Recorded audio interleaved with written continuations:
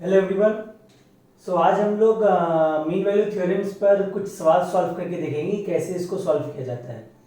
Mean value theorems मतलब basically दो theorems में आ जाता है, एक है रोल्स थ्योरम और एक है Lagrange's mean value theorem. Already हम लोग ये देख चुके हैं कि रोल्स थ्योरम और लैग्रेंजेस मीन वैल्यू थ्योरम क्या होता है।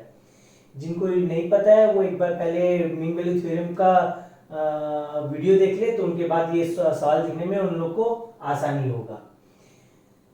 तो हम लोग कुछ सवाल सॉल्व करके देखते हैं। जैसे कि मेरा सबसे पहला जो सवाल है वो ये कि हम लोग को रोल्स थ्योरम को वेरीफाई करना है for the following functions in the given interval. ठीक है ना। हम लोग को बेसिकली फंक्शंस दिया हुआ है, जैसे यहाँ पे हम लोग को ये फंक्शन ऐसा दिया हुआ है और एक इंटरवल दिया हुआ है। इस इंटरवल में हम लोग को गिवन फंक्शन के लिए रोल्स थ्योरम वेरीफाई करना है। सेम चीज मेरा ये पार्ट बी में भी है। इस फंक्शन के लिए हम लोग को रोल्स थ्योरम को वेरीफाई करना है इन द गिवन इंटरवल। ठीक है ना। तो सपोज हम लोग सबसे पहले ए वाले से स्टार्ट करते हैं। ठीक है ना। यहाँ पे हम लोग को फंक्शन दिया हुआ है f x is equal to x cube plus 3x² minus 24x minus 80। ठीक है ना। और इंटरवल हम लोग को दिया हुआ है, क्लोज इंटरवल हम लोग को दिया हुआ है -4,5। ठीक है ना। तो आगे मैंने रोल्स थ्योरम वेरीफाई करने से पहले सबसे पहले हम लोग को ये चेक करना पड़ेगा कि गिवन फंक्शन के लिए और गिवन इंटरवल में मेरा रोल्स थ्योरम एप्लीकेबल है कि नहीं, ये चेक करना पड़ेगा। ठीक है ना। वो कैसे चेक किया जाएगा? वो चेक करने के लिए तीन कंडीशंस है। ठीक है ना। अगर ये फंक्शन इस इंटरवल में इन तीन कंडीशंस को सेटिस्फाई करता है तो सिर्फ तभी रोल्स थ्योरम एप्लीकेबल होगा। क्या है वो तीन कंडीशंस? पहला कंडीशन तो ये है कि जो गिवन फंक्शन है वो इस इंटरवल में कंटीन्यूअस होना चाहिए। ठीक है ना। दैट मींस एफ एक्स जो है वो क्लोज इंटरवल -4,5 में कंटीन्यूअस होना चाहिए। सेकेंड कंडीशन है एफ एक्स जो है वो ओपन इंटरवल -4,5 पे डेरिवेबल होना चाहिए। ठीक है ना। और थर्ड कंडीशन है f of -4 should be equal to F of 5। ठीक है ना।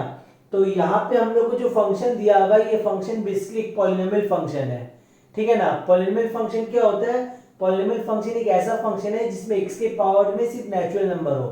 ठीक है ना। सो दैट मींस ये एक पॉलिनोमियल फंक्शन है। और पॉलिनोमियल फंक्शन जो होता है वो अपने डोमेन में, जो कि एंटायर रियल नंबर होता है, अपने डोमेन में ऑलवेज कंटिन्यूअस और डेरिवेबल होता है। ठीक है ना। तो हम लोग डायरेक्टली लिखेंगे, कुछ शो करने का जरूरत नहीं है। S F x is a polynomial function. ठीक है ना। एफ एक्स एक पॉलिनोमियल फंक्शन है। पॉलिनोमियल फंक्शन एक ऐसा फंक्शन होता है जिसमें x के पावर में सिर्फ नेचुरल नंबर हो। जैसे यहाँ पे देख सकते हैं कि x के पावर में 3 है जो कि एक नेचुरल नंबर है, x के पावर में 2 है, यहाँ पे भी x के पावर में 1 है। तो ये फंक्शन जो है ये एक पॉलिनोमियल फंक्शन हो गया है। और पॉलिनोमियल फंक्शन जो होता है वो अपने डोमेन में ऑलवेज कंटिन्यूअस और डेरिवेबल होता है। तो यहाँ पे जो कि हम लोग एफ एक्स एक पॉलिनोमियल फंक्शन दिया हुआ है। ठीक है ना। हम लोग डायरेक्टली लिख सकते हैं, कुछ शो करने का जरूरत नहीं है कि F x is continuous in close interval -4,5 and fx is derivable in open interval माने -4,5। ठीक है ना। सो ये देख सकते हैं कि कंटिन्यूअस जो है वो क्लोज इंटरवल में होना चाहिए और डेरिवेबल जो है वो ओपन इंटरवल में होना चाहिए। बहुत इंपॉर्टेंट चीज है ये। ठीक है ना। कंटिन्यूअस बेसिकली क्लोज इंटरवल में चेक करना पड़ेगा और डेरिवेबल जो है वो ओपन इंटरवल में चेक करना पड़ेगा। तो पहला दो कंडीशन तो सेटिस्फाइड हो गया है। अब हम लोग को थर्ड कंडीशन चेक करना है, जो कि क्या है कि एफ ऑफ -4 और एफ ऑफ 5 का वैल्यू इक्वल आना चाहिए। ठीक है ना। तो हम लोग सबसे पहले हम लोग एफ ऑफ -4 निकालते हैं। क्या हो जाएगा एफ ऑफ -4? सिंपली हम लोग x के जगह पे -4 इसमें पुट कर देंगे।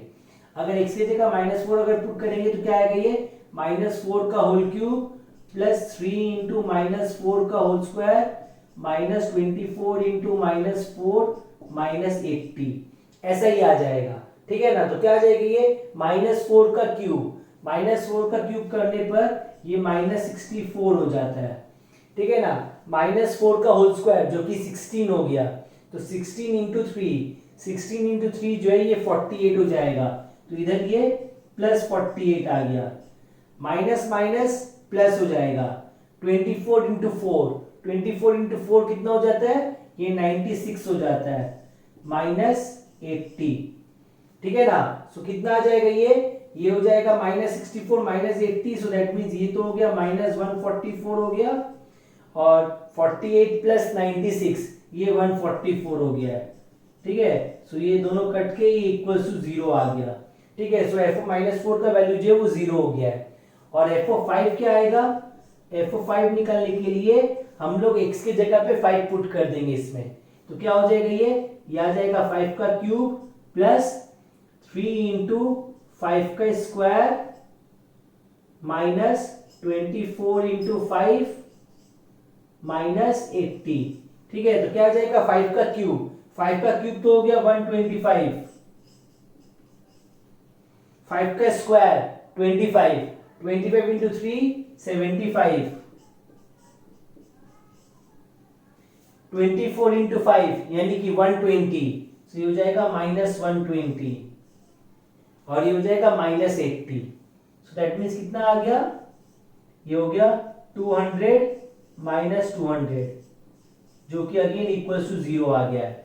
तो देख सकते हैं कि f(-4) का जो वैल्यू है वो भी 0 आ रहा है, और f(5) का जो वैल्यू है वो भी 0 आ रहा है। ठीक है ना, दोनों का वैल्यू सेम आ रहा है। ठीक है ना, सो दैट मीन्स हम लोग बोल सकते हैं कि f(-4) is equal to f(5), ऐसा बोला जा सकता है, क्योंकि दोनों का वैल्यू ही इक्वल टू 0 आ रहा है। ठीक है ना, f(-4) का वैल्यू भी 0 आया और f(5) का वैल्यू भी 0 आया, so therefore f(-4) is equal to f(5). ठीक है ना, सो दैट मीन्स मेरा जो गिवन फंक्शन है वो इस गिवन इंटरवल में तीनों कंडीशंस को सेटिस्फाई कर रहा है। तीनों कंडीशंस को सेटिस्फाई कर रहा है, दैट मीन्स कि रोल्स थ्योरम एप्लीकेबल होगा, hence Rolle's theorem is applicable.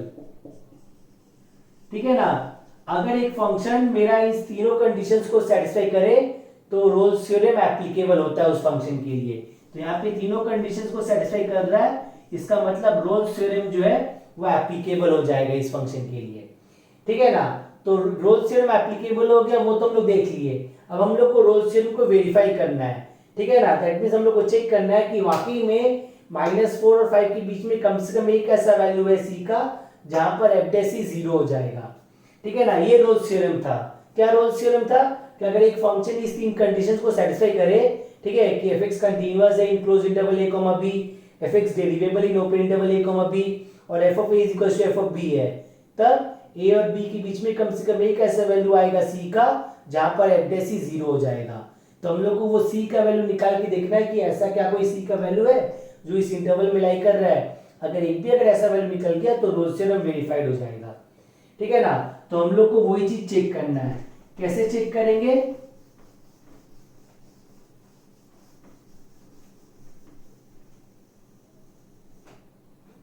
हम लोग सबसे पहले f' निकालते हैं। क्या आ जाएगा f'?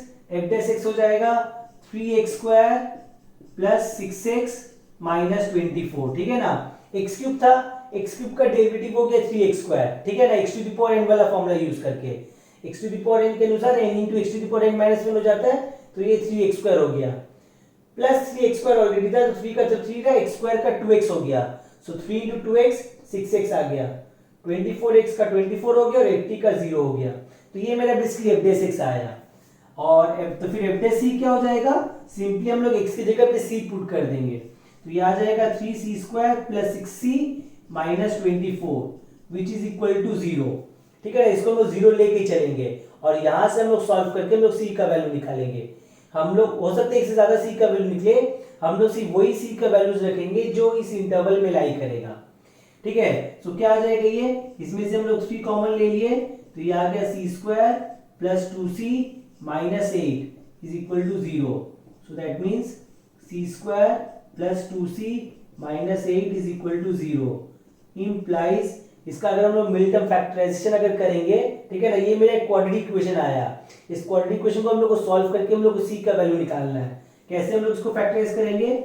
c² प्लस ये 2c है, इसको हम लोग 4c माइनस 2c ऐसे करके लिख सकते हैं, minus 8 is equal to 0। So ये ऐसा आ गया। इन दोनों में से अगर हम लोग c को अगर कॉमन ले ले तो ये c प्लस 4 ऐसा हो जाएगा।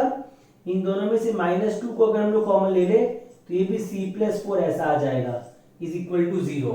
ठीक है ना, ऐसा ही आया। सो दैट मीन्स क्या हो जाएगा? ये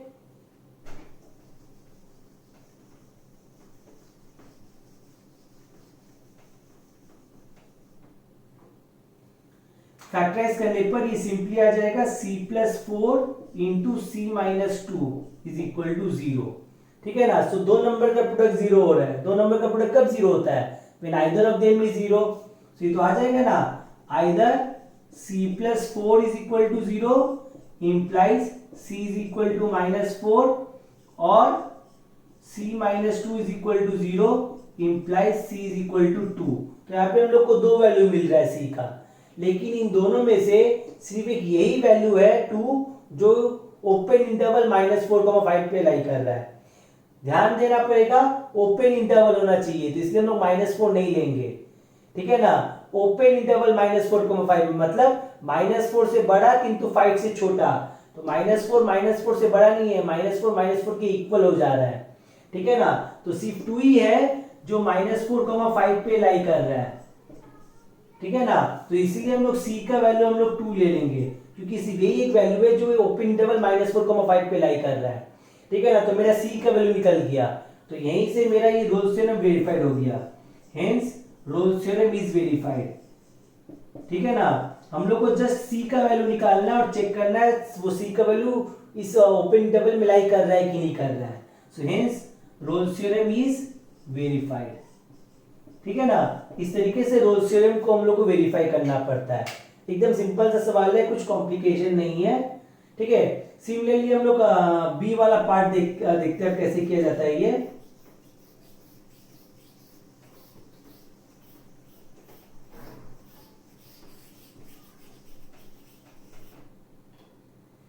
ठीक है। यहां पे हम लोग को फंक्शन दिया हुआ है fx is equal to e to the power x into sine x, ऐसा ये दिया हुआ है। ठीक है ना। और इंटरवल है 0 to पाई। ठीक है। तो हम लोग को सबसे पहले तो ये चेक करना है कि मेरा जो गिवन फंक्शन है वो इस तीन कंडीशंस को सेटिस्फाई करता है कि नहीं करता है। अगर ये तीनों कंडीशंस को सेटिस्फाई करेगा सिर्फ तभी रोल्स थ्योरम इसके लिए एप्लीकेबल होगा। ठीक है ना। तो क्या हो जाएगा ये e to the power x। e to the power x एक एक्सपोनेंशियल फंक्शन है और एक्सपोनेंशियल फंक्शन अपने डोमेन में ऑलवेज कंटीन्यूअस होता है। ठीक है ना। sin x ये भी एक ट्रिग्नोमेट्रिक फंक्शन है, ये भी अपने डोमेन में ऑलवेज कंटीन्यूअस होता है। ठीक है ना। तो कुछ शो करने का जरूरत नहीं रहता है, जनरली पहला दो पॉइंट में ज्यादा कुछ शो करने का जरूरत नहीं पड़ता है। ठीक है ना। हम लोग पहला दो पॉइंट हम लोग डायरेक्टली लिख देते हैं कि कंटीन्यूअस और डेरिवेबल है। ठीक है ना। जस्ट हम लोग को ये श्योर रहना पड़ेगा कि हम लोग को जो इंटरवल दिया हुआ है उस इंटरवल में कोई ऐसा पॉइंट ना आ जाए जहां पे मेरा गिवन फंक्शन अनडिफाइंड हो जाए, या फिर उस इंटरवल में कोई ऐसा पॉइंट ना आ जाए जहां पर f' अनडिफाइंड ना हो जाए। ठीक है ना। तो बेसिकली ये जो फंक्शन हमको जो दिया हुआ है, ठीक है ना, ये किसी भी पॉइंट पे अनडिफाइंड नहीं होगा। e to the power x into sine x है, कहीं पे ये अनडिफाइंड नहीं होता है। ठीक है ना। तो इसलिए हम लोग डायरेक्टली लिखेंगे since e to the power x is a continuous function and sin x is also a continuous function,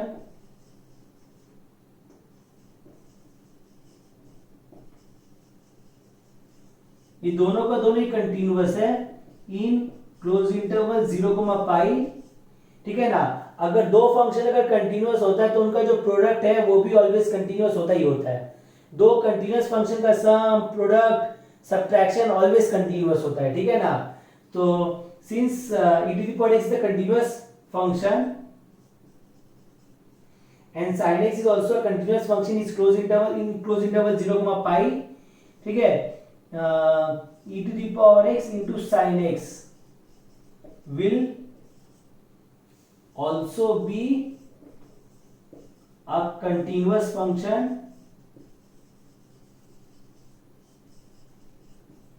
in 0, पाई। ठीक है ना। दो कंटिन्यूअस फंक्शन का प्रोडक्ट ऑलवेज कंटिन्यूअस होता है। So therefore fx is continuous, therefore fx is continuous in close interval 0, पाई। ऐसा ही आ गया। ठीक है ना। तो कंटिन्यूअस है मेरा fx। सिमिलरली जो e to the power x sin x सब ये डेरिवेबल ही होगा। सो सिमिलरली हम लोग लिख सकते हैं डायरेक्टली कि fx is derivable in open interval 0, pi. Generally पहला दो का हम लोग को चेक करना नहीं पड़ता है, सिर्फ तभी चेक करना पड़ता है जब हम लोग को लगे कि हाँ इस इंटरवल में कहीं पे मेरा फंक्शन अनडिफाइंड हो जा रहा है। हम लोग एक सवाल वैसा देखेंगे बाद में, ठीक है ना। तो F x is derivable in open interval 0, pi. Mainly हम लोग को थर्ड कंडीशन चेक करना पड़ता है, जब F of A is equal to F of B है कि नहीं, वो चेक करना पड़ता है। तो जब हम लोग एफ ऑफ जीरो निकालेंगे तो एफ ऑफ जीरो क्या हो जाएगा, ये हो जाएगा e to the power zero into sine zero, जो कि सिंपली जीरो हो गया। क्यों? क्योंकि साइन जीरो का वैल्यू जीरो होता है। E to the power zero 1 होता है और साइन जीरो 0 होता है, सो 1 इंटू जीरो 0 आ जाएगा। So F of zero equal to 0 हो गया। और एफ ऑफ पाई जब निकालेंगे तो क्या आ जाएगा, एफ ऑफ पाई हो जाएगा e to the power pi into sine pi, ठीक है। E to the power pi का तो वैल्यू हम लोग वैसे ही पता नहीं है, कैलकुलेटर से निकालना पड़ेगा, लेकिन साइन पाई का वैल्यू पता है। साइन पाई जो होता है वो 0 होता है, तो 0 into E to the power pi जो है वो 0 हो जाएगा। 0 multiplied by any finite quantity is 0, तो इसलिए ये भी 0 हो गया। तो देख सकते हैं कि एफ ऑफ जीरो और एफ ऑफ पाई दोनों 0 आ रहा है। So therefore f of zero is equal to F of pi, ऐसा ही आ जाएगा, ठीक है ना। तो मेरा जो गिवन फंक्शन है वो तीनों कंडीशंस को सेटिस्फाई कर रहा है। सिंस वो तीनों कंडीशंस को सेटिस्फाई कर रहा है, इसके लिए रोल्स थ्योरम एप्लीकेबल है। So therefore Rolle's theorem is applicable.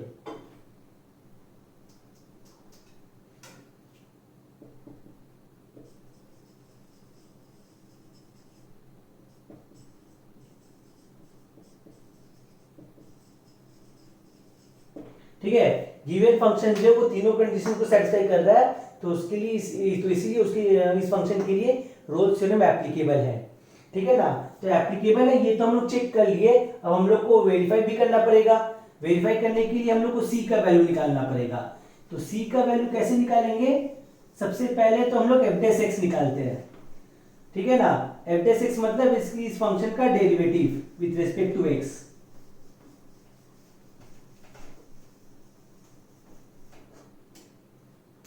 So F dash X क्या आ जाएगा, एफ डैश एक्स सिंपली हो गया D D x of E to the power X into sine X, ऐसा आ जाएगा।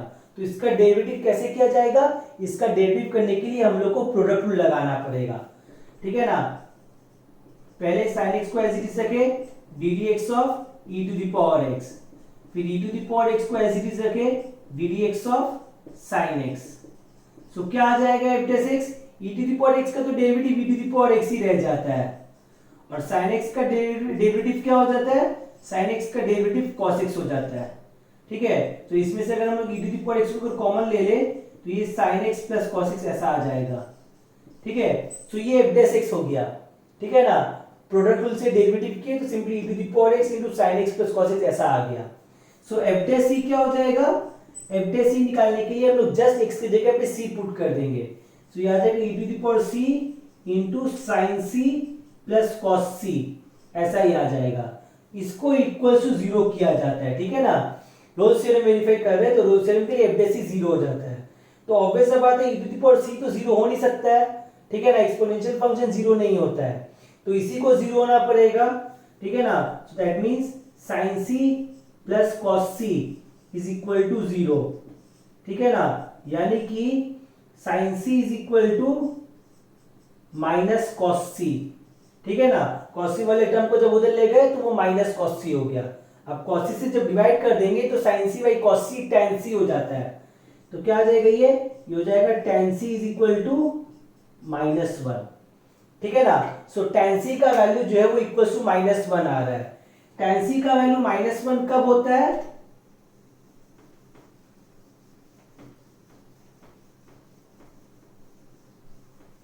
बहुत सारा ऐसा वैल्यूज है जहां पे tan c -1 हो जाता है, ठीक है ना। जैसे फॉर एग्जांपल c का वैल्यू जो है वो -45 डिग्री यानी कि -π/4 हो सकता है, 3π/4 हो सकता है, ठीक है, 7π/4 हो सकता है एंड सो ऑन, ठीक है ना। tan c का वैल्यू माइनस में आ रहा है, दैट मींस c जो है वो आइदर सेकंड क्वाड्रेंट में लाई करेगा या फिर फोर्थ क्वाड्रेंट में लाई करेगा, क्योंकि सेकंड और फोर्थ में ही सिर्फ tan नेगेटिव होता है, ठीक है। याद होगा all sine tan cos first quadrant में सब पॉजिटिव होता है, सेकंड में साइन और कोसेक पॉजिटिव होता है, थर्ड में tan और cot पॉजिटिव होता है, और फोर्थ में cos और sec पॉजिटिव होता है। तो बहुत सारा वैल्यूज पॉसिबल है, लेकिन इनमें से कौन सा ऐसा वैल्यू है जो मेरे इस इंटरवल में लाई कर रहा है, वो है ये वाला वैल्यू, ठीक है ना। So since 3π/4 belongs to open interval 0, ठीक है ना, हम लोग c का वैल्यू जो है वो 3π/4 ले लेंगे, hence Rolle's theorem is verified.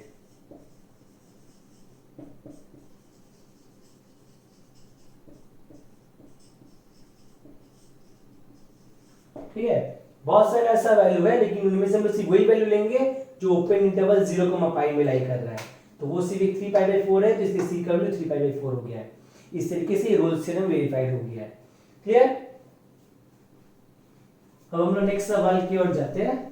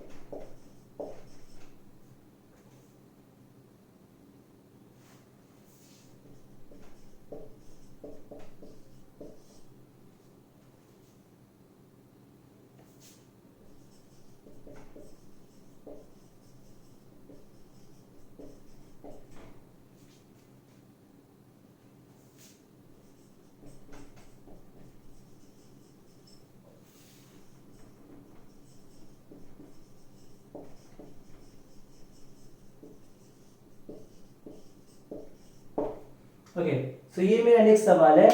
यहाँ पे क्वेश्चन में ऑलरेडी बोल ही दिया गया है कि गिवन फंक्शन के लिए, ठीक है ना, in closed interval 1, 2 Rolle's theorem hold करता है, ठीक है ना, at the point x is equal to 4/3। मतलब ये जो है ये मेरा c हो गया है 4/3। तब हम लोग को ये a और b का वैल्यू फाइंड आउट करना है, ठीक है। तो ऑलरेडी क्वेश्चन बोल दिया गया है कि फंक्शन जो है वो रोल्स थ्योरम को सेटिस्फाई करता है, ठीक है। सेटिस्फाई करता है मतलब वो तीन कंडीशंस जो था उस तीन कंडीशंस को भी सेटिस्फाई करता होगा। ऑब्वियस सा बात है, पॉलिनोमियल फंक्शन है तो कंटीन्यूअस और डेरिवेबल हो गई होगा। मेन है थर्ड कंडीशन, जहां पर हम लोग को F of A equals to F of B check करना पड़ता है, ठीक है ना। तो इसके लिए रोल्स थ्योरम एप्लीकेबल है, ठीक है। So since Rolle's theorem is applicable,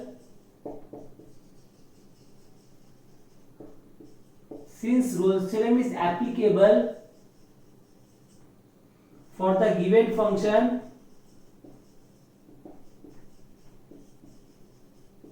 in closed interval 1, 2, ठीक है ना, जो कि रोल्स थ्योरम एप्लीकेबल है इस फंक्शन के लिए, तो ऑब्वियस सा बात है कि जो गिवन फंक्शन है वो थर्ड कंडीशन को सेटिस्फाई करता होगा, ठीक है। That means f of 1 is equal to f of 2, ऐसा होगा, ठीक है ना। रोल्स थ्योरम एप्लीकेबल सिर्फ तभी तो होगा ना जब थर्ड कंडीशन को सेटिस्फाई करे, मतलब f of 1 should be equal to f of 2, ठीक है ना। तो f of 1 क्या आएगा, f of 1 निकालने के लिए सिंपली हम लोग x की जगह पे 1 पुट कर देंगे, तो आ जाएगा 1 का क्यूब प्लस a इंटू 1 का square plus b into 1 is equal to 2 का क्यूब प्लस a इंटू 2 का square plus b into 2।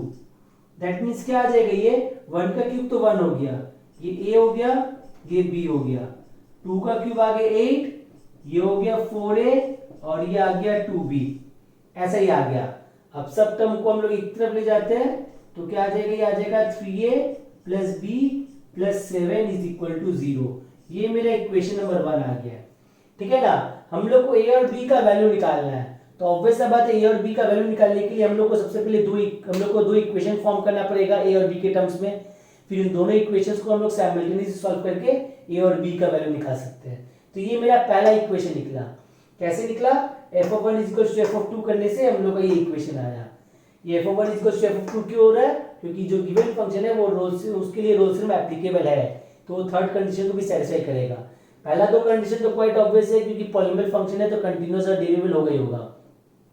Third condition जब हम लोग जस्ट किए दोनों को इक्वेट करने से मेरा ये इक्वेशन आ गया। ठीक है, दूसरा इक्वेशन कहां से आएगा?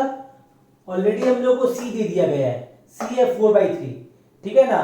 और रोल्स थ्योरम के अनुसार एफ डैश सी जो है वो 0 हो जाता है। दैट मींस एफ डैश 4/3 जो वो भी 0 हो जाएगा। तो एफ डैश 4/3 कैसे निकाले? पहले तो एफ डैश एक्स निकालते हैं हम लोग, ठीक है ना। एफ डैश एक्स क्या आ जाएगा? एफ डैश एक्स सिंपली हो जाएगा 3x² plus 2x plus b, ठीक है ना। सिंपली विथ रेस्पेक्ट टू इसका डेरिवेटिव करने पर ऐसे हम लोग को एफ डैश एक्स मिल गया। x³ का हो गया 3x², x² का हो गया 2x और bx खाली b हो गया, ठीक है ना। सो एफ डैश 4/3 क्या आएगा? x के जगह पर हम लोग 4/3 पुट कर देते हैं, तो ये हो जाएगा 3 इंटू 4/3 का whole square plus 2a into 4/3 plus b, ऐसा ही आ गया, ठीक है ना। सो क्या हो जाएगा? ये हो जाएगा 3 into 16/9 plus 8a/3 plus b, ठीक है ना। So this should be equals to 0।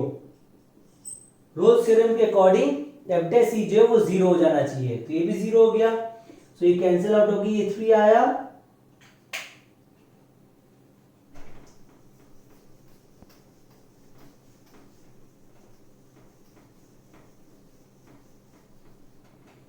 That means क्या हो जाएगा? ये हो गया 16/3। ओ, हम लोग पहले इक्वेशन को इरेज कर दिए। क्या आया था पहला इक्वेशन? हमको याद भी नहीं है, यहाँ पे हम लिख लेते हैं। पहला इक्वेशन आया था 1 plus a plus b is equal to 8 plus 4a plus 2b।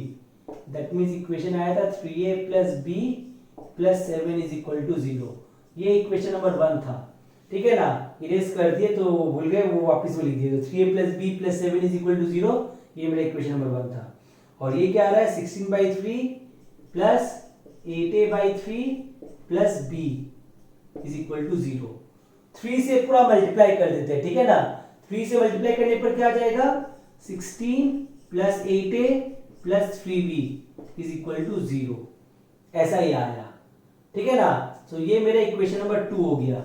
अब इन दोनों इक्वेशंस को साइमल्टेनियसली सॉल्व करके हम लोग को a और b का वैल्यू निकालना है, ठीक है ना। से सपोज यहां से हम लोग b निकाल लेते हैं, b हो जाएगा माइनस ऑफ 3a प्लस 7, ठीक है ना। b हो जाएगा माइनस ऑफ 3a प्लस 7, वो हम लोग यहाँ पे b की जगह पे पुट कर देते हैं, ठीक है ना। सो यूजिंग 1 इन 2, b की जगह पे वो पुट करते हैं तो क्या आ जाएगा? 16 प्लस 8a प्लस 3 into minus of 3a plus 7 is equal to 0, ऐसा ही आ जाएगा। सो दैट मीन्स क्या हो गया? ये हो गया 16 plus 8a minus 9a minus 21 is equal to 0, ठीक है ना। सो दैट मीन्स 16 माइनस 21 क्या हो गया? 16 माइनस 21 ये तो माइनस 5 हो गया। 8a माइनस 9a ये माइनस a हो गया is equal to 0। So that means a का वैल्यू क्या निकलेगा?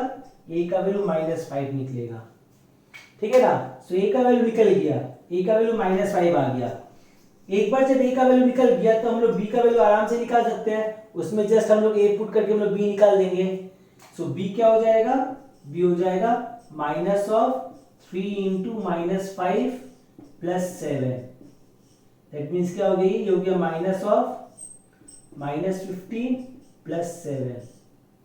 दैट मीन्स ये हो गया माइनस ऑफ -8, यानी कि सिंपली +8 हो जाएगा, ठीक है ना। यहाँ पे जस्ट हम लोग a के जगह पे -5 पुट कर दिए, तो 3 इंटू -5 -15 हो गया, ये +7 -15 प्लस 7 -8 हो गया। बाहर ऑलरेडी एक माइनस था, सो माइनस तो -8 +8 हो गया। तो ये a और b का वैल्यू ऐसे निकल गया। इस तरीके से हम लोग a और b का वैल्यू निकाल सकते हैं, ठीक है। तो हम लोग जाते हैं नेक्स्ट सवाल की ओर।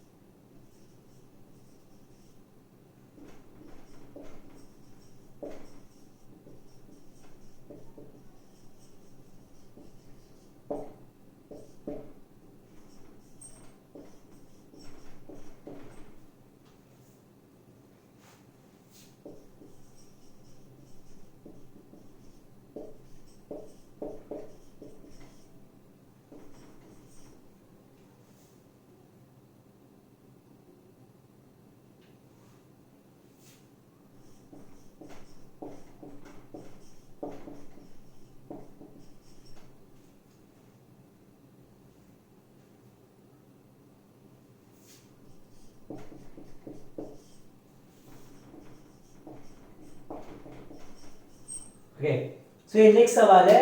यहाँ पे हम लोग को रोल्स थ्योरम को वेरीफाई नहीं करना है, हम लोग को जस्ट चेक करना है कि गिवन फंक्शन के लिए रोल्स और गिवन इंटरवल में रोल्स थ्योरम एप्लीकेबल है कि नहीं है। ठीक है ना, जस्ट पूछा है what can you say about the applicability of Rolle's theorem for the following functions in the given interval. ठीक है, तो जैसे कि सबसे पहला वाला जो फंक्शन जो दिया हुआ है वो दिया हुआ है f(x = continuous in f = tan x in close interval 0, पाई। ठीक है ना, f = tan x। हम लोग को जस्ट एप्लीकेबिलिटी चेक करना है, दैट मींस हम लोग को चेक करना है कि जो गिवन फंक्शन है वो तीनों कंडीशंस को सेटिस्फाई कर रहा है कि नहीं कर रहा है। जैसे कि सबसे पहला जो फंक्शन है f = tan x in close interval 0, पाई। हम लोग को इंटरवल दिया हुआ है 0, पाई, तो इस 0, पाई इंटरवल में π/2 भी लाई करेगा। ठीक है ना, f(x) दिया हुआ है tan x in close interval 0, पाई। ठीक है ना, तो इस इंटरवल में ही π/2 भी लाई करेगा और tan π/2 जो हो जाता है वो अनडिफाइन हो जाता है। ठीक है ना, सो π/2 बिलोंग्स टू ओपन इंटरवल 0, पाई। ठीक है ना, ऐसा है ये। ठीक है ना, एट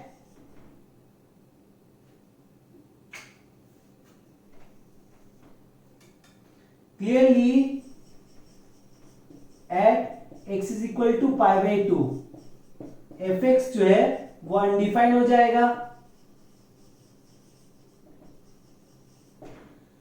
ठीक है ना, tan π/2 जो हो जाता है वो अनडिफाइन हो जाता है। ठीक है ना, tan π/2 जो होता है वो अनडिफाइन हो जाता है, तो यानी कि f(x) जो वो भी अनडिफाइन हो जाएगा। तो इस इंटरवल में एक ऐसा पॉइंट है जहां पे फंक्शन अनडिफाइन हो जा रहा है। ठीक है ना, so therefore f(x) is not continuous, therefore f(x) is not continuous in closed interval 0, पाई। ठीक है ना, तो ये पहला कंडीशन को सेटिस्फाई नहीं कर रहा है।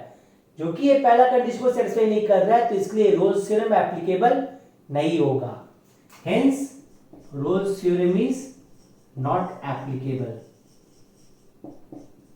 क्लियर है? तो जस्ट हम लोग को चेक करना है कि जो इंटरवल दिया हुआ है उस इंटरवल में क्या कोई ऐसा पॉइंट है जहां पे फंक्शन अनडिफाइन हो जा रहा है।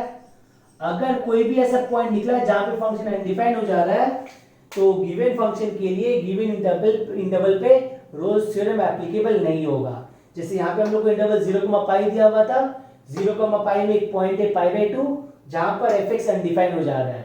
ठीक है, सो दैट मींस f(x) जो है वो क्लोज इंटरवल a, b पे कंटीन्यूअस नहीं होगा, दैट मींस उसके लिए रोल्स थ्योरम एप्लीकेबल नहीं होगा। ठीक है, सो ये पार्ट ए था, इसके लिए रोल्स थ्योरम एप्लीकेबल नहीं है। अब हम लोग पार्ट बी के लिए जाते हैं।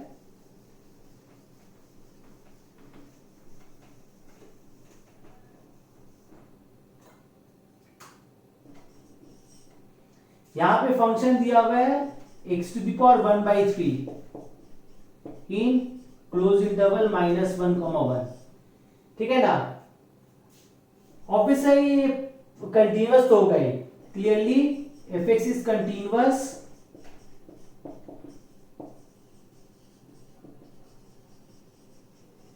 In close interval -1, 1। ठीक है ना, क्यूब रूट ऑफ x है, x⁻⁴ मतलब cube root of x।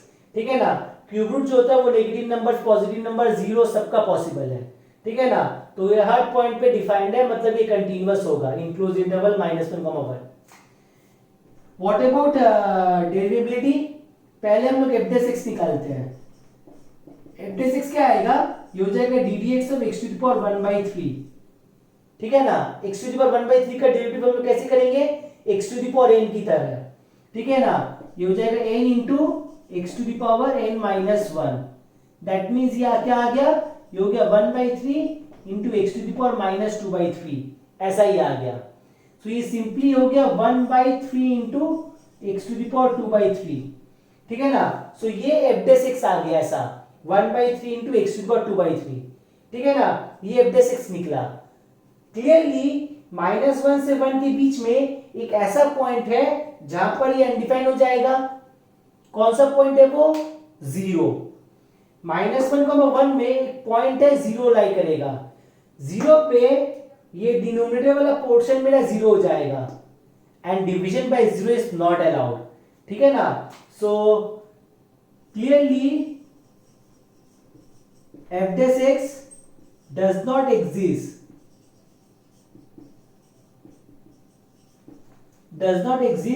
at x is equal to 0 which belongs to open interval -1, 1।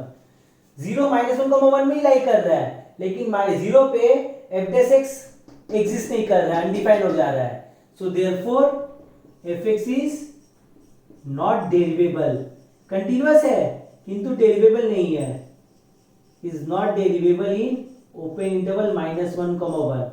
अब ये एक भी कंडीशन को अगर सेटिस्फाई ना करे तो उसके लिए रोल्स थ्योरम एप्लीकेबल नहीं होगा। Hence Rolle's theorem is not applicable, ठीक है ना। ये नहीं कहा जा सकता है यहां पे कि एक कंडीशन को तो सेटिस्फाई कर रहा है ना, तीनों को सेटिस्फाई करना पड़ेगा, सिर्फ तभी रोल्स थ्योरम एप्लीकेबल होगा। अगर एक को भी अगर सेटिस्फाई ना करे तो इसके लिए रोल्स थ्योरम एप्लीकेबल नहीं होगा। जैसे आपने सेकंड कंडीशन को सेटिस्फाई नहीं किया तो इसके लिए रोल्स थ्योरम एप्लीकेबल नहीं है, ठीक है। सो ये थर्ड सवाल था। अब हम लोग जाते हैं नेक्स्ट सवाल की ओर।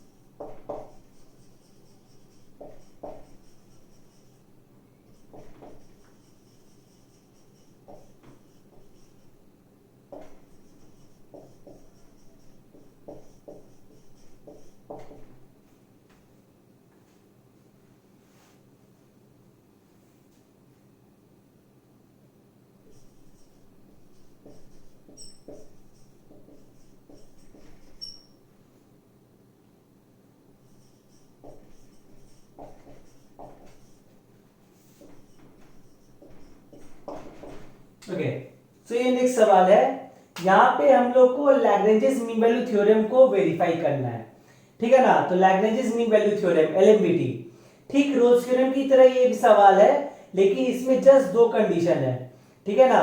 पहला तो ये कि कंटीन्यूअस होना चाहिए क्लोज इंटरवल 0, में, और सेकेंडली एफएक्स जो वो डेरिवेबल होना चाहिए ओपन इंटरवल 0, ठीक है ना। तो यहाँ पे एफएक्स दिया हुआ है sin x minus sin 2x, ठीक है ना, in close interval 0, clearly sin x एक कंटीन्यूअस फंक्शन है, जैसे कि हम बोले थे ट्रिग्नोमेट्रिक फंक्शन है, ये कंटीन्यूअस होता है अपने डोमेन में, ये भी कंटीन्यूअस होगा अपने डोमेन में, और दो कंटीन्यूअस फंक्शन का डिफरेंस ऑलवेज कंटीन्यूअस होता है। इस इंटरवल में कोई ऐसा पॉइंट नहीं जहां पे अनडिफाइन हो जाए, sin x sin 2x कहीं पे अनडिफाइन होता ही नहीं है, ठीक है ना। तो हम लोग डायरेक्टली लिखेंगे, कुछ शो करने का जरूरत नहीं है। Clearly fx is continuous, fx is continuous in closed interval 0, और सेकेंडली आया fx is derivable in open interval 0,5। So F x जो इन दोनों कंडीशंस को सेटिस्फाई कर रहा है। अगर कोई फंक्शन अगर दोनों कंडीशन को सेटिस्फाई करे तो उसके लिए Lagrange's mean value theorem applicable होगा। Lagrange's mean value theorem short form में अगर लिखे तो एलएमवीटी, ठीक है ना, LMVT. So hence LMVT is applicable, ठीक है ना। लेकिन हम लोग को जस्ट एप्लीकेबिलिटी चेक नहीं करना है, हम लोग को वेरीफाई भी करना है। वेरीफाई करना है मतलब हम लोग को सी का वैल्यू निकालना है। तो सी का वैल्यू निकालने के लिए हम लोग को पहले एफ ऑफ ए निकालना पड़ेगा, एफ ऑफ बी निकालना पड़ेगा और एफ डैश एक्स निकालना पड़ेगा। तो सबसे पहले हम लोग एफ ऑफ ए निकालते हैं, मतलब एफ ऑफ जीरो, ठीक है ना। ये ए है और ये बी है, तो पहले हम लोग एफ ऑफ जीरो निकालते हैं। सिंपली एक्स की जगह पे जीरो पुट कर दो तो क्या आ जाएगा, ये हो जाएगा sine zero minus sine of 2 into zero, ठीक है। तो साइन जीरो जीरो होता है तो ये जीरो हो गया, ये भी साइन जीरो हो जाएगा तो ये भी जीरो हो गया। That means f of zero zero आ रहा है। What about f of pi? F of pi निकालने के लिए एक्स की जगह पे पाई पुट कर दो तो ये हो जाएगा साइन पाई माइनस साइन 2 पाई। साइन पाई जीरो होता है और साइन 2 पाई जो ये भी जीरो होता है, तो दैट मीन्स एफ ऑफ पाई जो ये भी जीरो हो जाएगा। सो दोनों जीरो हो गया। और एफ डैश एक्स क्या आ जाएगा? एफ डैश एक्स निकालने के लिए हम लोग को इसका डेरिवेटिव करना पड़ेगा विद रिस्पेक्ट टू एक्स,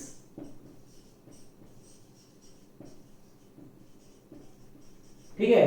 तो साइन एक्स का डेरिवेटिव क्या हो जाता है विद रिस्पेक्ट टू एक्स? ये तो कॉस एक्स हो गया, ठीक है। साइन एक्स का derivative with respect to X करने पे cos x आ गया। And what about sin 2x?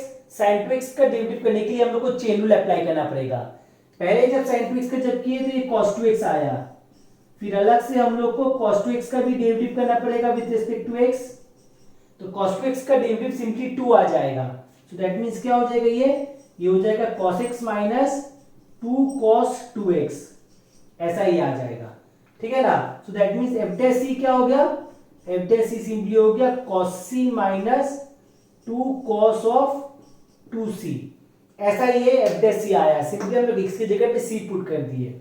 अब एलएमवीटी क्या बोल रहा है? अगर एक फंक्शन इन दो कंडीशंस को सेटिस्फाई करे तब a और b के बीच में कम से कम एक ऐसा वैल्यू आएगा c का जहां पर एफ डैश सी जो है वो f of b minus f of a by b minus a के इक्वल हो जाता है, ठीक है ना। तो वही चीज हम लोग यहां पे करेंगे,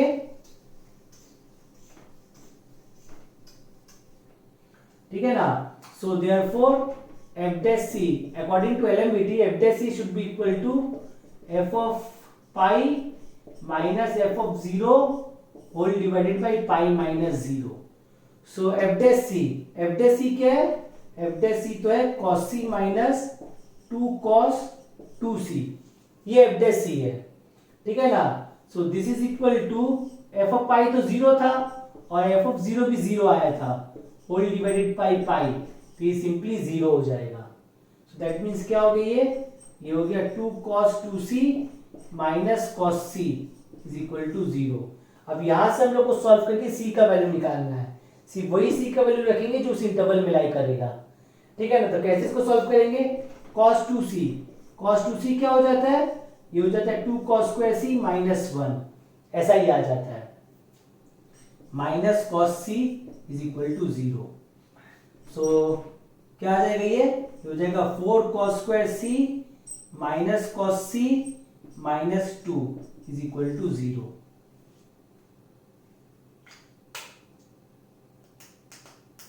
ठीक है, तो ऐसा ये एक क्वाड्रेटिक इक्वेशन आया in terms of cos c। तो यहां से हम लोग सॉल्व करके हम लोग cos c निकाल सकते हैं। क्या हो जाएगा cos c? हम लोग सीधे चेयर फॉर्मूला यूज करते हैं, ठीक है ना।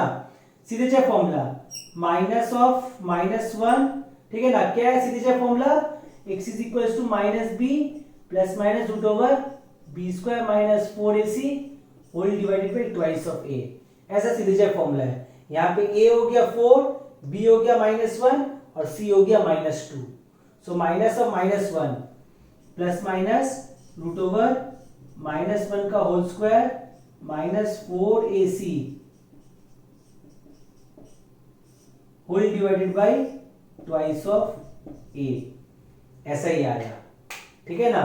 सो दैट मीन्स क्या हो जाएगा ये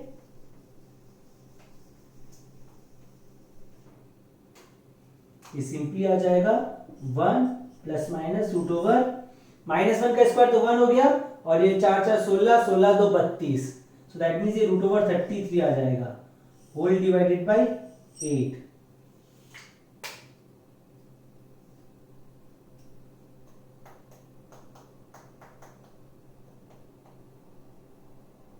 ठीक है, तो कॉसी का ऐसा आया 1 प्लस माइनस रूट ओवर 33/8। हम लोग को चेक करना है कि क्या कॉसी का वैल्यू ये हो सकता है रूट ओवर 33। रूट ओवर 33 जो है वो 5 पॉइंट समथिंग कुछ होगा, ठीक है ना। तो उसके साथ अगर हम लोग +1 जब करेंगे तो 6 पॉइंट समथिंग कुछ हो जाएगा, डिवाइडेड बाई 8, मतलब वो <<1 आएगा, ठीक है ना। तो ऑब्वियस सा बात है कि 0 और पाई में कम से कम एक ऐसा वैल्यू होगा, सी का एक ही वैल्यू होगा इनफैक्ट, जहां पर cos c = दिस हो जाएगा, ठीक है ना। सिमिलरली जब माइनस साइन जब लेंगे तो ये तो 5 पॉइंट समथिंग हो गया, ठीक है ना। सो 1 minus 5 point this, so that means ये -4 पॉइंट समथिंग कुछ आ जाएगा।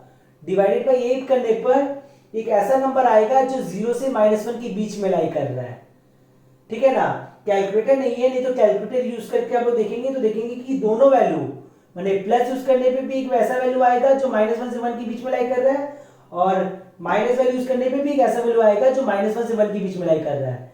तो कॉसी का जो वैल्यू वो दोनों ही वैल्यू हो सकता है, ठीक है ना। जब प्लस वाला यूज करेंगे हम लोग, ठीक है ना, तब एक वैल्यू मिलेगा 0 से π/2 में एक वैल्यू मिलेगा, और माइनस साइन जब माइनस वाला जब यूज करेंगे तब हम लोग को एक वैल्यू मिलेगा π/2 से पाई में मिलेगा। दैट मींस दो वैल्यू सी का पॉसिबल हो रहा है, ठीक है ना। आइदर cos c = 1 प्लस √33/8, ठीक है ना। तो जब हम लोग cos c = दिस जब लेंगे तो ये एक पॉजिटिव नंबर आएगा, ठीक है ना, जो 0 से 1 के बीच में लाई कर रहा है, ठीक है ना। cos c तो 0 से 1 के बीच में cos c तो -1 से 1 के बीच में लाई करता है ना, तो ये 0 से 1 के बीच में लाई कर रहा है। दैट मींस एक वैल्यू तो सी का होगा ही पॉसिबल जो फर्स्ट क्वाड्रेंट में लाई कर रहा है, जहां पे cos c = दिस हो जाएगा। और जब cos c ये लेंगे हम लोग 1 -√33/8, तो एक नेगेटिव नंबर आएगा जो -1 से 0 के बीच में लाई कर रहा है। तो सेकेंड क्वाड्रेंट में एक वैल्यू आएगा जहां पे c का वैल्यू ऐसा कुछ हो जाएगा, ठीक है ना। सो हम लोग बोल सकते हैं कि दो ऐसा वैल्यू है possible,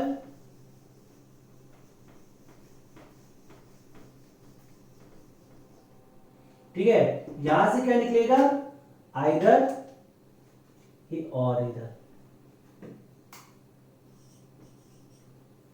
So therefore either C belongs to open interval 0, π/2 or C belongs to open interval π/2, π, ठीक है। नेगेटिव के लिए ये वाला वैल्यू जाएगा क्योंकि सेकंड क्वाड्रेंट में cos नेगेटिव हो जाता है, ठीक है ना। So therefore at least one value of C is possible, at least one value of C is possible which belongs to open interval 0, π. Hence LMVT is verified, ठीक है ना। अगर एक भी वैल्यू अगर C का निकल जाए तो LMVT जो है वो वेरीफाइड हो जाता है, ठीक है। इस तरीके से हम लोग ये सवाल सॉल्व कर सकते हैं। आज के दिन का हम लोग आखिरी सवाल देखते हैं।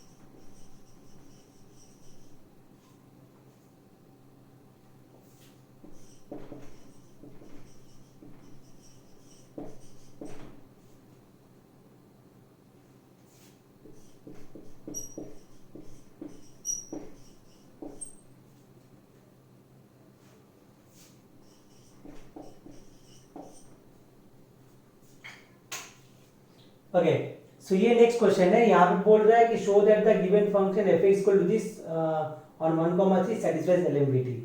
ठीक है ना, सेटिस्फाइज एलएमबीटी, उसके लिए हम लोग को चेक करना पड़ेगा कि वो जो मेरा जो गिवन फंक्शन है वो दोनों कंडीशंस को सेटिस्फाई कर रहा है कि नहीं कर रहा है। ठीक है ना, तो क्या हो जाएगा, यहाँ पे हम लोग को fx क्या दिया हुआ है, fx दिया हुआ है x square minus 6x plus 1। ठीक है ना, ऑन क्लोज इंटरवल 1,3 ऐसे ये दिया हुआ है। ठीक है ना, सो क्लियरली fx एक पॉलिनोमियल फंक्शन है। So since fx is a polynomial function, ठीक है ना, fx एक पॉलिनोमियल फंक्शन है। ठीक है, और पॉलिनोमियल फंक्शन जो होता है वो ऑलवेज कंटीन्यूअस और डेरिवेबल होता ही होता है। So fx is continuous in close interval 1,3 क्योंकि fx एक पॉलिनोमियल फंक्शन है, और secondly fx is derivable in open interval a, b। Derivable open interval में होता है, कंटीन्यूअस क्लोज इंटरवल में होता है। ठीक है ना, तो मेरा गिवन फंक्शन जो है वो कंटीन्यूअस भी और डेरिवेबल भी है क्योंकि एक पॉलिनोमियल फंक्शन है, हेंस एलएमबीटी इज एप्लीकेबल।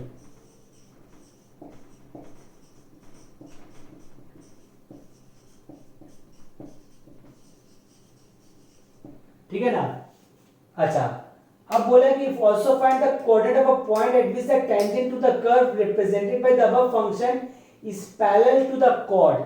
ठीक है ना, तो यहाँ पे जो पॉइंट का जो बोलना चाह रहा है वो बेसिकली वो C है। ठीक है ना, जब पढ़ाए थे ये चैप्टर तब बताए थे कि एलएमबीटी का ज्योमेट्रिकल सिग्निफिकेंस क्या होता है।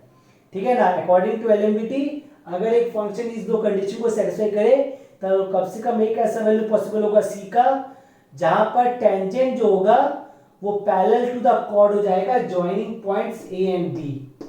ठीक है ना, देख सकते हैं ये 1 ये A है और ये 3 है।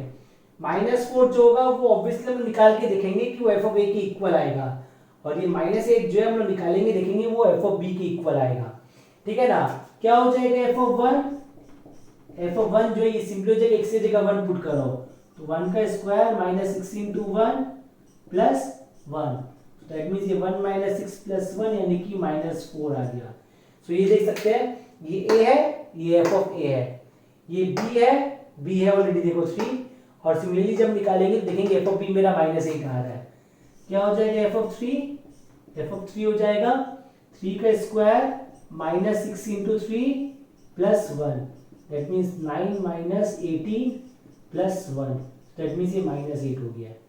ठीक है ना, तो ये जो पॉइंट है ना ये नथिंग बट ये a और ये b रिप्रेजेंट कर रहा है, ये f ऑफ a और ये f ऑफ b रिप्रेजेंट कर रहा है। So parallel tangent is parallel to the chord joining the point this and this. तो ये सिंपली एलएमबीटी का ही सेंटेंस है। ठीक है ना, ये एलएमबीटी का ज्योमेट्रिकल सिग्निफिकेंस है कि कम से कम एक ऐसा पॉइंट होगा C का जहां पर टेंजेंट जो है वो पैरेलल टू द कॉर्ड हो जाएगा।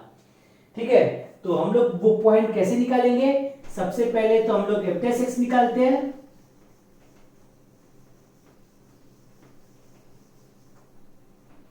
क्या आ जाएगा f' जो है ये सिंपली हो जाएगा 2x - 6, ऐसा ही f' आ जाएगा।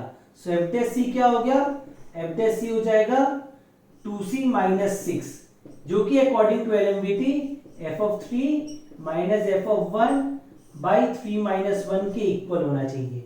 ठीक है ना, दैट मींस 2c - 6 क्या हो जाएगा, f ऑफ 3 क्या था, f ऑफ 3 तो -8 था और f ऑफ 1 था -4 बाई 2।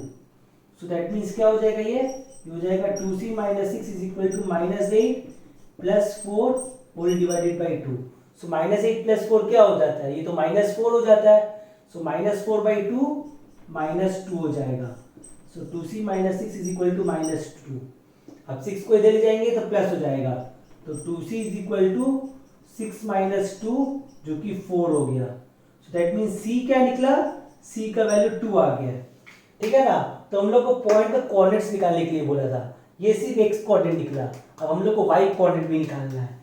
y कोऑर्डिनेट कैसे निकालेंगे, सिंपली इस पॉइंट पे इस फंक्शन पे हम लोग x के जगह पे 2 पुट करके देख सकते हैं। 2 जो आया वो मेरे इस इंटरवल को बिलोंग कर रहा है, which belongs to open interval 1, 3। ठीक है ना, hence LMVT is verified. LMVT तो वेरीफाइड हो गया, ठीक है ना। अब हम लोग को पॉइंट निकालना है। जब कोऑर्डिनेट से तो पॉइंट बोला है तो सिर्फ सी नहीं निकालना पड़ेगा, हम लोग को वाई कोऑर्डिनेट भी निकालना पड़ेगा। ये एक्स कोऑर्डिनेट हुआ पॉइंट का, वाई कोऑर्डिनेट कैसे निकालेंगे, इस फंक्शन में हम लोग एक्स की जगह पे 2 पुट कर देंगे, ठीक है ना। तो क्या आ जाएगा एफ ऑफ 2, एक्स की जगह पे 2 पुट करके ये हो जाएगा 2 का स्क्वायर माइनस 6 इंटू 2 प्लस 1। तो 2 का स्क्वायर तो हो गया 4 माइनस 12 प्लस 1।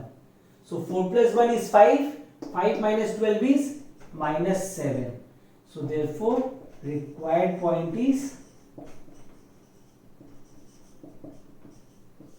2, minus 7. ठीक है ना। तो ये कुछ न्यूमेरिकल्स था। आई होप कि ये आप लोग को सवाल सॉल्व करने में हेल्प करेगा। Thank you everyone.